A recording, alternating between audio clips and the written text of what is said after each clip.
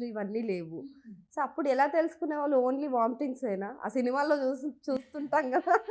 వాంతులు చేసుకుంటారు. అంతే. అప్పట్లో అసలు స్కాన్స్ చేసేది కూడా రెండే. 5th మంత్‌కొకటి, 9th మంత్‌కొకటి. అంతకు మించి అసలు అల్ట్రాసౌండ్ స్కాన్స్ కూడా ఉండేవి కాదు. అసలు స్కాన్ చేసే డాక్టర్సే ఎక్కువ ఉండేవాళ్ళు కాదు. అదే స్కానింగ్ లేని రోజులు కూడా ఉండేవి కదా! అసలు మనం అవి కూడా ఉన్నాయి. సో, అందుకని వాళ్ళకి కన్ఫర్మేషన్ అంతే. 4th month, 5th month 3 months period రాలేదా?